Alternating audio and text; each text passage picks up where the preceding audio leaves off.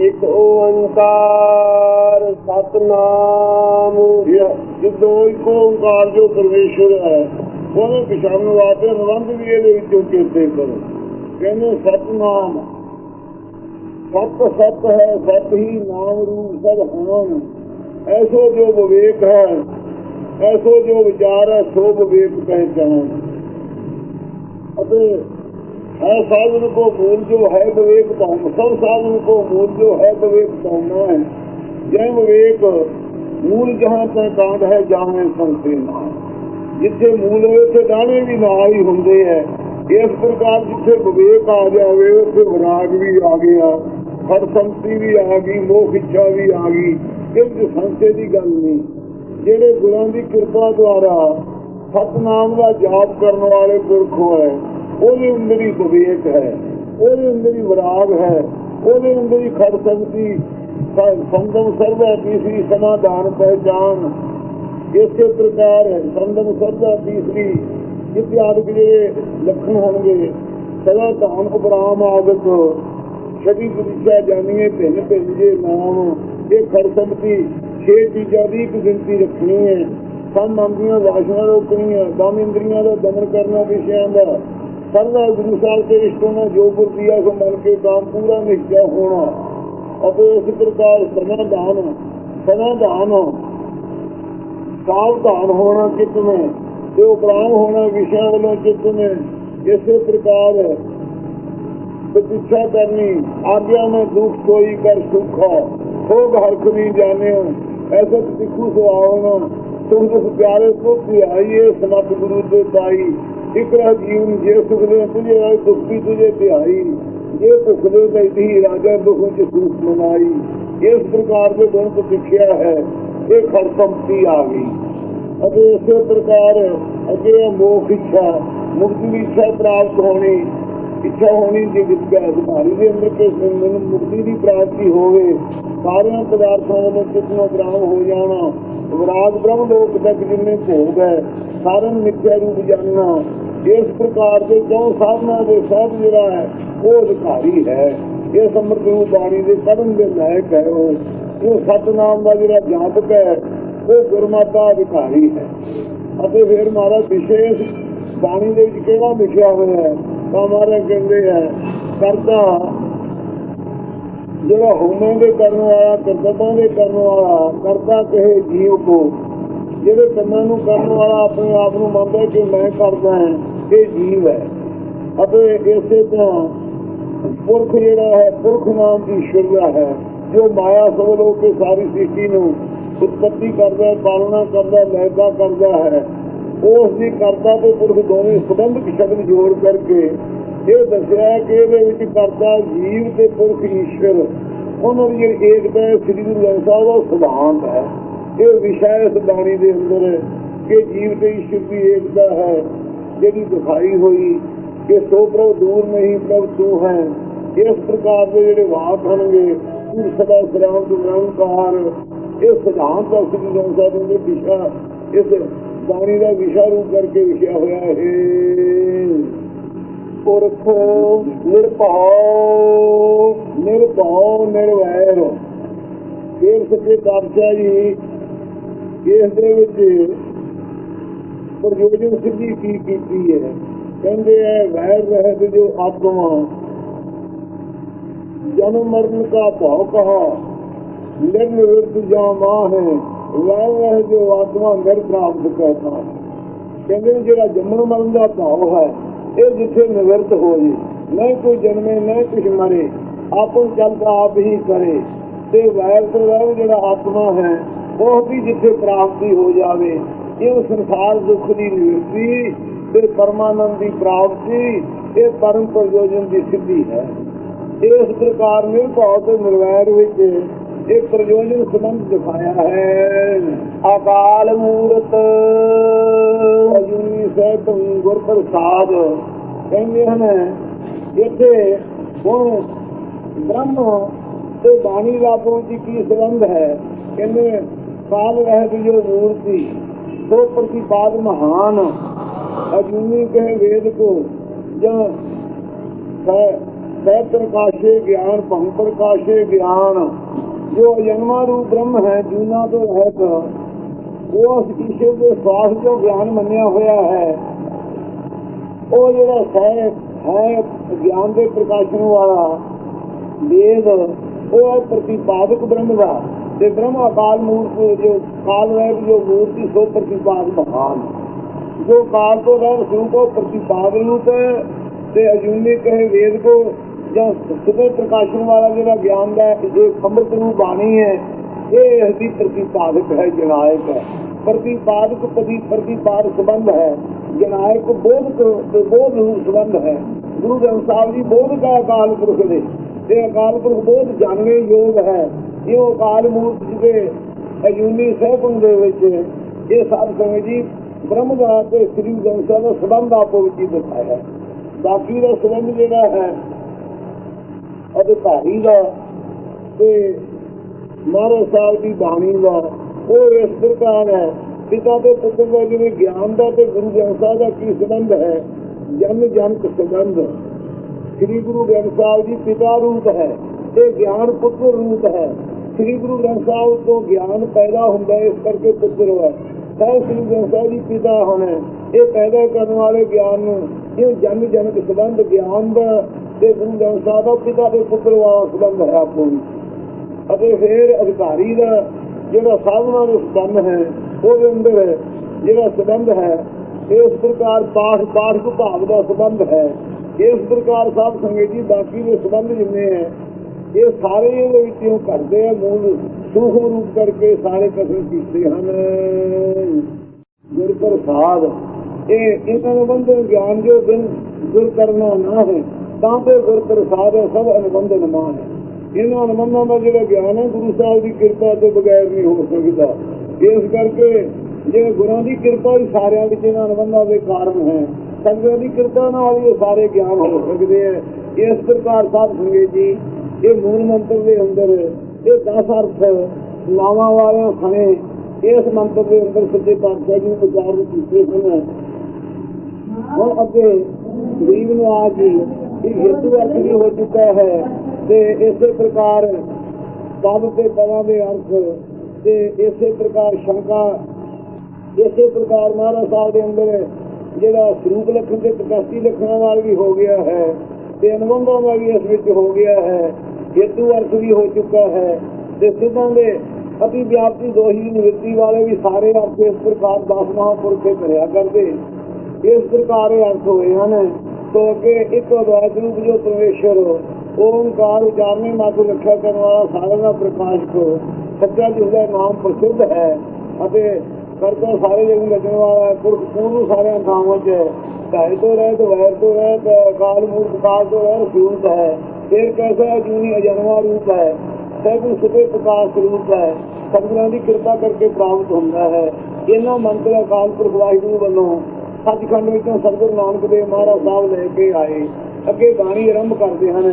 ये बाणी की सचखंड विच भी उचारण की है, सिद्धां नाल भी चर्चा हुई है, संगतां दे उधार वास्ते भी उचारण होया है। गुरु अंगद साहब ने भी करतारपुर साहब विच सच्चे पातशाह जी ने ये उचारण करके बाणी का उपदेश दिता है। जापो बाणी का ये बाणी के आरंभ विच महाराज साहब नाम रखते हैं बाणी का। ये जप बाणी है भाई, ये जपने योग है। जिन्होंने पुरखों नानक जापी जप जाप, जिन्होंने ये जप जाप की दात प्राप्त हुई है धनका के योग पुरखों ने। जप नाम है ये बाणी का। दूसरा नाम जप नाम आज्ञा है, जपना करो अकाल पुरख के नाम के ताई, कदे विसारो ना हुक्म है ना शाम का। जप नाम जपत करने वाला है सारे पापों के ताई, जप नाम अनवे करके पूजने योग है सारे दे। जप नाम पवित्र है सारे चित्तों को करने वाला। ऐसा जो परमेश्वर का नाम है जो पैदा करने वाला पूर्ण ज्ञान परमेश्वर दे नूं, ऐसा ही पापा नूं जपत करने वाला जाप है, जपकाल है। इस बाणी जप दे ताई हर वक्त जुड़े रहो, अपने मन को जाप विच जोड़ करके बाणी करके रचना करके परा बाणी करके इसी प्रकार मधुआ बाणी करके देखरी बाणी करके संति द्वारा हर वक्त जाप करते रहो। ਕਦੇ ਵਿਸਾਰੋ ਨਾ ਜਿੰਨਾ ਸਿੱਖਾਂ ਇਸ ਬਾਣੀ ਨੂੰ ਜਪਿਆ ਉਹਨਾਂ ਦੀ ਮਹਿਮਾ ਨਹੀਂ। ਭਾਈ ਲੱਖੂ ਜੀ ਭਾਵੇਂ ਘਰ ਵੀ ਸੀ, ਚੋਰੀ ਛੱਡ ਕੇ 21 ਜਪ ਸਾਹਿਬ ਦੇ ਜਦੋਂ ਪਾਠ ਗੁਰੂ ਅਰਜਨ ਸਾਹਿਬ ਦੀ ਸ਼ਰਨ ਆ ਕੇ ਕਰਨ ਲੱਗੇ, ਉਸ ਵੇਲੇ ਐਡਾ ਸਿੱਧ ਹੋ ਗਿਆ ਸ਼ਕਤੀਆਂ ਦਾ ਮਾਲਕ, ਬੁੱਧੂ ਦਾ ਆਵਾ ਹੀ ਕੱਚਾ ਰਹਿ ਗਿਆ ਸੀ। ਇਹਨਾਂ ਦੇ ਬਚਨ ਕਹਿਣ ਤੋਂ ਫਿਰ ਗੁਰੂ ਸਾਹਿਬ ਦੀ ਸ਼ਰਨ ਗਿਆ। ਮਹਾਰਾਜ ਕਿਹਾ ਭਾਈ ਸਿੱਖ ਨੂੰ ਜਾ ਕੇ ਮਨਾ। ਇਹ ਭਾਈ ਨੇ ਕਿਹਾ ਵੀ ਰਹੂ ਤਾਂ ਕੱਚਾ, ਬਚਨ ਮੇਰਾ ਨਿਕਲ ਗਿਆ, ਪਰ ਪੱਕੀਆਂ ਦੇ ਭਾਵ ਦਿਖ ਜੂ। ਇਸ ਪ੍ਰਕਾਰ ਸਾਹਿਬ ਸੰਗਤ ਜੀ ਭਾਈ ਦੇ ਬਚਨ ਜਿਹੜੇ ਸੀ ਇਹ ਜਪ ਸਾਹਿਬ 'ਚ ਏਡੀ ਵੱਡੀ ਤਾਕਤ ਹੈ। ਜੋ ਬਚਨ ਨਿਕਲ ਜਾਂਦੇ ਪੂਰੇ ਹੁੰਦੇ। ਬੇਅੰਤ ਸਿੱਖਾਂ ਦੀ ਜਿਨ੍ਹਾਂ ਨੇ ਇਸਦੇ ਪਾਠ ਕੀਤੇ ਮਹਿਮਾ ਹੈ। ਇਸੇ ਪ੍ਰਕਾਰ ਭਾਈ ਗੋਦਰੀਆ ਜੀ ਵੀ 21 ਜਪ ਸਾਹਿਬ ਦੇ ਪਾਠ ਹਮੇਸ਼ਾ ਕਰਿਆ ਕਰਦੇ। ਉਹਨਾਂ ਦੀ ਵੀ ਬੜੀ ਭਾਰੀ ਮਹਿਮਾ ਆਉਂਦੀ ਹੈ ਗੁਰਪ੍ਰਤਾਪ ਦੇ ਅੰਦਰ ਹੈ। ਇਹ ਜਪ ਬਾਣੀ ਦੇ ਨਾਲ ਜਪ ਕਰਨ ਵਾਸਤੇ 5 ਚੀਜ਼ਾਂ ਦੀ ਲੋੜ ਹੈ। ਇੱਕ ਤਾਂ ਜਿਸ ਪੁਰਖ ਨੂੰ ਜਾਪ ਕਰਨਾ ਹੈ ਉਹ ਸਰੀਰ ਦੀ ਸੁੱਧੀ ਜ਼ਰੂਰ ਕਰੇ। ਪਹਿਲਾਂ ਇਸ਼ਨਾਨ ਉਹਦਾ ਕੀਤਾ ਹੋਵੇ ਜ਼ਰੂਰ ਬਾਣੀ ਪੜ੍ਹਨ ਤੋਂ ਪਹਿਲਾਂ, ਅਤੇ ਜਪ ਕਰ ਫੇਰ ਇਕਾਂਤ ਬੈਠਾ ਹੋਇਆ ਹੋਵੇ। ਇਕਾਂਤ ਘਰ 'ਚ ਵੀ ਬਣ ਜਾਂਦੀ ਹੈ। ਸਾਰਾ ਪਰਿਵਾਰ ਨੀਂਦ 'ਚ ਸੁੱਤਾ ਹੋਵੇ, ਆਪ ਜਾਗ ਕੇ ਉਹ ਇਕਾਗਰ ਹੋ ਕੇ ਬੈਠ ਸਕਦਾ ਹੈ ਇਸ਼ਨਾਨ ਕਰਕੇ। ਅਤੇ ਸਰੀਰ ਦੀ ਸੁੱਧੀ ਹੋਵੇ ਤੇ ਮਨ ਦੀ ਨਾਲ ਇਕਾਗਰਤਾ ਹੋਵੇ। ਤੀਜੀ ਸਾਧ ਸੰਗਤ ਦੀ ਗੱਲ ਹੈ, ਗੁਰੂ ਸਾਹਿਬ ਦੇ ਵਿੱਚ ਪੂਰਾ ਨਿਸ਼ਚਾ ਹੋਵੇ। ਉਹ ਜਾਣੇ ਮੈਂ ਵਾਲੇ ਦੇ ਚਰਨਾਂ 'ਚ ਬੈਠਾ, ਇਹਦਾ ਨਿਸ਼ਚਾ ਪੂਰਾ ਹੋਵੇ ਦਿਲ ਦੇ ਵਿੱਚ, ਇਹ ਪੂਰਾ ਨਿਸ਼ਚਾ ਹੋਵੇ। ਅਤੇ ਫਿਰ ਤੇ ਉਸ ਵਕਤ ਕੇ ਪਰਸ ਵਿੱਚ ਜੁੜਿਆ ਹੋਇਆ ਹੋਵੇ ਅਤੇ ਬਹੁਤ ਸਾਰਾ ਚਿਰ ਸਿਮਰਨ ਕਰਦਾ ਹੋਵੇ। ਘੱਟ ਤੋਂ ਘੱਟ ਨਾ ਮਿੰਟ ਕੁ ਮਨ ਟੇਕਿਆ ਤੇ ਆਨੰਦ ਜਿਹਾ ਆ ਗਿਆ। ਲੋਕਾਂ ਨਾਲ ਗੱਲਾਂ ਕਰਨ ਲੱਗ ਗਈ, ਮੈਨੂੰ ਇੰਨਾ ਆਨੰਦ ਆਇਆ, ਮੈਨੂੰ ਇੰਨਾ ਲਾਭ ਪ੍ਰਾਪਤ ਹੋਇਆ। ਨਹੀਂ, ਬਹੁਤ ਸਾਰੀ ਦੇਰ ਤੱਕ ਜਾਪ ਕਰਨ ਵਾਲਾ ਹੋਵੇ, ਗੁਰੂ ਇਸ ਵਿੱਚ ਪੂਰਾ ਨਿਸ਼ਚਾ ਹੋਵੇ। ਹਰ ਵਕਤ ਗੁਰਮੇਲ ਸੰਗ ਸਦਾ ਹੈ ਨਾਲੇ। ਇਸ ਪ੍ਰਕਾਰ ਤੇ ਸੰਤੋਖ ਹੋਵੇ, ਲਾਲਚੀ ਨਾਲ ਮੈਨੂੰ ਜੀ ਆਹ ਮਿਲ ਜੇ। ਜਪਜੀ ਸਾਹਿਬ ਦਾ ਇੱਕ ਪਾਠ ਕਰਦੇ ਚਿੱਤ ਚੁਕਾਉਣਾ ਨੇ ਕਹਿਣਾ ਜੀ ਮੇਰੀ ਮੈਂ ਵੀ ਬਿਮਾਰ ਨਾ ਹੋਵੇ, ਮੇਰਾ ਮੁਕੱਦਮਾ ਵੀ ਜਿੱਤਿਆ ਜਾਏ, ਮੇਰਾ ਮੁੰਡਾ ਵੀ ਮੰਗਿਆ ਜਾਵੇ, ਮੇਰੀ ਨੌਕਰੀ ਵੀ ਲੱਗ ਜੇ। ਇੰਨੀਆਂ ਕਾਮਨਾ ਜਿੰਨਾ ਫਸਿਆ ਹੋਇਆ ਹੋਵੇ, ਸੰਤੋਖੀ ਚਿੱਤ ਹੋਵੇ। ਅਤੇ ਇਸ ਪ੍ਰਕਾਰ ਸਾਧ ਸੰਗਤ ਜੀ ਇਹਨਾਂ ਚੀਜ਼ਾਂ ਦੇ ਸਹਿਤ ਹੋ ਕੇ ਜਿਹੜਾ ਪਾਠ ਕਰੇਗਾ ਉਹਨੂੰ ਸਾਰੇ ਵਿਘਨ ਮਿਟ ਜਾਣਗੇ। ਇਹੋ ਜਪ ਸਾਹਿਬ ਦਾ ਪਾਠ ਹੈ। ਭਾਈ ਗੋਪਾਲੇ ਨੇ ਜੋ ਕੀਤਾ ਸੀ, ਗੁਰੂ ਸਾਹਿਬ ਗੱਦੀ 6ਵੇਂ ਪਾਤਸ਼ਾਹ ਦੇਣ ਲੱਗੇ ਸੀ, ਪਰ ਉਹਨੇ ਕਾਮਨਾ ਕਰ ਲਈ ਘੋੜੇ ਦੀ, ਮਾਰੇ ਫੇਰ ਵੀ ਜੰਮਣ ਮਨ ਮੇਟਦਾ। ਇਸ ਪ੍ਰਕਾਰ ਜਪ ਸਾਹਿਬ ਦੀ ਮਹਿਮਾ ਜਿਹੜੀ ਵਡਿਆਈ ਭਾਈ ਸੰਤੋਖ ਸਿੰਘ ਨੇ ਕਿਹਾ, ਸਿੱਖ ਗੁਰੂ ਕਾ ਹੋ ਗਏ ਜਪਜੀ ਕੰਠ ਨਾਲ ਕੀਲ, ਚੰਦਲ ਬਿਨ ਤੋਂ ਕਾਮ ਕੇ ਕੈਸੇ ਸਿੱਖੋ ਜੀਨ। ਸਿੱਖ ਬਣ ਗਿਆ ਗੁਰੂ ਕਾ ਜਪਜੀ ਸਾਹਿਬ ਕੰਠ ਹੀ ਨਹੀਂ ਕੀਤਾ। ਚੌਲਾਂ ਤੋਂ ਬਗੈਰ ਫੂਸ ਕਿਸ ਕੰਮ ਆਉਣਾ ਹੈ। ਇਹ ਜਿਹਾ ਸਿੱਖ ਦੀ ਬਣਾਵਟ ਤਾਂ ਜ਼ਰੂਰ ਹੈ, ਪਰ ਅੰਦਰ ਉਹਦੇ ਸਾਧ ਸੰਗਤ ਜੀ ਕਣ ਨਹੀਂ ਹੈ, ਅਨਾਜ ਨਹੀਂ ਹੈ। ਜਿਹੜੀ ਕਲਿਆਣ ਕਰਨ ਵਾਲੀ ਚੀਜ਼ ਹੈ ਉਹਦੇ ਅੰਦਰ ਹੈ ਨਹੀਂ ਗੀ। ਇਸ ਕਰਕੇ ਬਾਣੀ ਦੇ ਜਾਪ ਜ਼ਰੂਰ ਬਣਨਾ ਯੋਗ ਹੈ। ਇਸ ਲਈ ਜਪ ਸਾਹਿਬ ਦਾ ਇੱਥੋਂ ਆਰੰਭ ਹੁੰਦਾ ਹੈ। ਆਦਿ ਸੱਚ ਪੁੱਛਿਆ ਮਹਾਰਾਜ ਪਰਮੇਸ਼ਰ ਇਹਨਾਂ ਦਾ ਦਰਸ਼ਨ ਸੀ ਵੀ ਜੇ ਮਹਾਰਾਜ ਨੂੰ ਕਹੀਏ ਵੀ 3 ਕਾਲਾਂ 'ਚ ਕਹਿਣਗੇ ਤਾਂ ਆਪਾਂ ਕਹਾਂਗੇ 4 ਕਾਲ ਹੈ, ਤੇ ਜੇ 4 ਕਾਲ ਕਹਿਣਗੇ ਆਪਾਂ ਕਹਾਂਗੇ 3 ਕਾਲ ਹੈ। ਇਹ ਸਵਾਲ ਤੋਂ ਲੈ ਕੇ ਗੁਰੂ ਸਾਹਿਬ ਨੂੰ ਜਿੱਤ ਲਈਏ। ਇਹ ਪ੍ਰਸ਼ਨ ਕੀਤਾ ਸਿੱਧਾ ਵੀ ਪਰਮੇਸ਼ਰ ਕਹੇ ਕਾਲਾਂ 'ਚ ਮਹਾਰਾਜ ਸੱਚਾ ਹੈ। ਆਦਿ ਸੱਚ ਮਹਾਰਾਜ ਸਾਹਿਬ ਕਹਿੰਦੇ ਸਿੱਧੋ ਸਾਰਾ ਜਗ ਜੋ ਰਚਿਆ ਨਹੀਂ ਸੀ, ਇਹ ਯੁੱਗਾਂ ਦੀ ਮਰਜ਼ਾਦਾ ਨਹੀਂ ਸੀ ਬਣਾਈ, ਉਦੋਂ ਵੀ ਸੱਚ ਸਰੂਪ ਸੀ ਪਰਮੇਸ਼ਰ। ਯੁਗਾਦ ਸੱਚ ਮਰਜ਼ਾਦਾ ਬਣਾਤੀ, ਉਦੋਂ ਵੀ ਉਹ ਸੱਚ ਸਰੂਪ ਹੈ ਪਰਮੇਸ਼ਰ। ਸੱਚ ਤ੍ਰੇਤਾ ਦੁਆਪਰ ਆਦਿ ਸਾਜ ਤੇ ਜਦੋਂ ਹੈ ਕੀ ਸੱਚ। ਹੁਣ ਜਦੋਂ ਵਰਤਮਾਨ ਕਲਯੁਗ ਦਾ ਸਮਾਂ ਹੈ, ਇਹਦੇ ਵਿੱਚ ਉਹ ਸੱਚ ਸਰੂਪ ਪਰਮੇਸ਼ਰ ਹੈ। ਨਾਨਕ ਹੋਤੀ ਹੀ ਸੱਚ। ਜਦੋਂ ਇਹ ਜਗਤ ਦੀ ਪਾਲਣਾ ਕਰ ਲਈ, ਭਵਿੱਖ ਕਾਲ ਆ ਗਿਆ, ਉਸ ਵੇਲੇ ਵੀ ਸਤਿਗੁਰੂ ਨਾਨਕ ਦੇਵ ਜੀ ਕਹਿੰਦੇ ਹੋਤੀ ਹੀ ਸੱਚ। ਉਹ ਸਿੱਧੋ ਸੱਚ ਸਰੂਪ ਹੋਵੇਗਾ ਪਰਮੇਸ਼ਰ, ਕਦੇ ਉਹਦਾ ਨਾਸ਼ ਨਹੀਂ ਹੁੰਦਾ। ਸਿੱਧ ਕਹਿੰਦੇ ਜੀ 3 ਕਾਲ ਕਹੇ ਹੈ, ਤੁਸੀਂ 4 ਕਾਲ ਬਣਾਤੇ। ਹਜ਼ੂਰ ਕਹਿੰਦੇ ਸਿੱਧੋ ਉਹ ਜਿਹੜੇ ਜੁਗਾਂ ਦੇ ਆਦ ਵਿੱਚ ਉਹ ਸੱਚ ਨਿਸ਼ਚੇ ਕਰੋ। ਆਪ 'ਚ ਵੀ ਸੱਚ ਸਰੂਪ ਹੈ ਵੀ ਵਿਸ਼ਿਸ਼ਟ ਸਰੂਪ। ਤੇ ਨਾਨਕ ਹੋਤੀ ਵੀ ਸੱਚ, ਕਹਿੰਦੇ ਵੀ ਸੱਚ ਸਰੂਪ ਨਹੀਂ ਤਾਂ ਕਹਿੰਦੇ ਮਹਾਰਾਜ ਸੰਧੀ ਕਾਲ ਨਹੀਂ ਕੋਈ ਦੱਸਿਆ। ਮਹਾਰਾਜ ਕਹਿੰਦੇ ਜੁਗਾਰ ਸੱਚ ਦੀ ਕਹਿਤਾ, ਜੇ ਜੁਗਾਰ ਕਹਿੰਦੇ ਆਪ 'ਚ ਵੀ ਸੱਚ ਸਰੂਪ ਹੈ। ਇਹ ਸਿੱਧੋ ਸੰਧੀ ਕਾਲ ਵੀ, 3 ਕਾਲ ਵੀ ਕਹਿਤੇ, ਸੰਧੀ ਵੀ ਕਾਲ ਦੀ ਕਹਿਤੀ। ਕਿਸੇ ਪ੍ਰਕਾਰ ਤੁਹਾਡੇ ਪ੍ਰਸ਼ਨਾਂ ਦਾ ਯੋਗ ਉੱਤਰ ਦੇ ਕਰਕੇ ਤੁਹਾਨੂੰ ਚੰਗੀ ਤਰ੍ਹਾਂ ਤੁਸ਼ਟ ਕੀਤਾ ਹੈ। ਇਹ ਸੰਸੇ ਨਾ ਕਰੋ, ਜੇ ਸੰਸੇ ਦੀ ਚਰਨੀ ਪੈ ਗਈ ਮਹਾਰਾਜ ਦੀ।